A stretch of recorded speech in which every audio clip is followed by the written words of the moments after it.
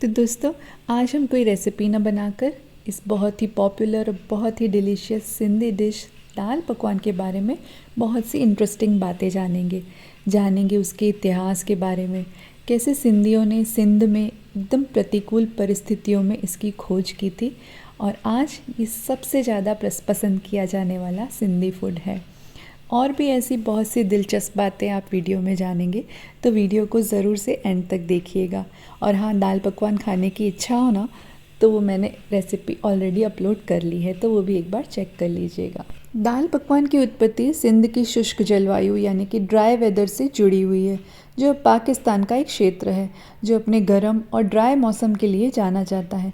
इस क्षेत्र की अनूठी परिस्थितियों ने भोजन तैयार करने और संरक्षित करने के तरीकों को प्रभावित किया, जिससे सिंधी व्यंजनों में व्यवहारिक नवाचार हुए।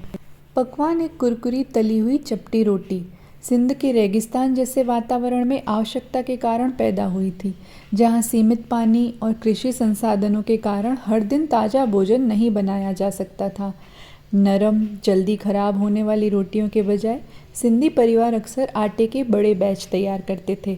इससे पतली चपटी रोटियों में रोल करते थे और उन्हें कुरकुरे पकवानों में तलते थे। ये सूखे पकवान नियमित रोटियों की तुलना में बहुत लंबे समय तक चलते थे, जिससे वे ऐसे क्षेत्र में भंडारण के लिए एक आदर्श विकल्प बन जाते थे जहां संसाधन कम थे। दाल के साथ पकवान का संयोजन एक पौष्टिक और टिकाऊ भोजन के रूप में सामने आया। चना दाल सिंधी खाना पकाने में एक मुख्य सामग्री है, जिसे लंबे समय तक संग्रहित किया जा सकता है और आसानी से मसालेदार दाल के स्टू में पकाया जा सकता है, जो कुरकुरे पकवान के साथ खाने के लिए एकदम सही है।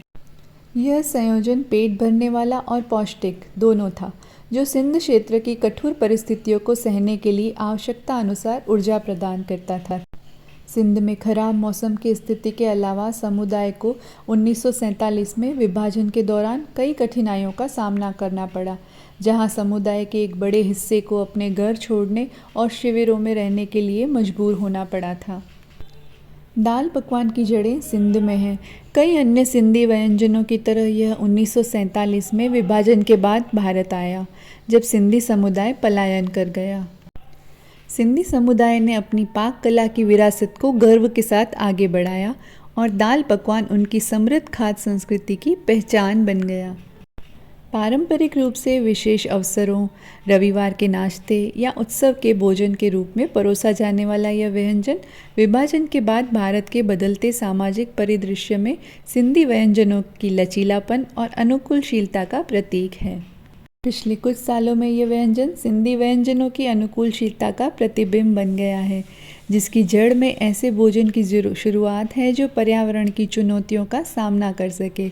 आज जबकि संदर्भ बदल गया है, यह व्यंजन सिंधी खाद्य संस्कृति का एक प्रिय हिस्सा बना हुआ है, जिसे इसके स्वाद और ऐतिहासिक महत्व के लिए मनाया जाता है।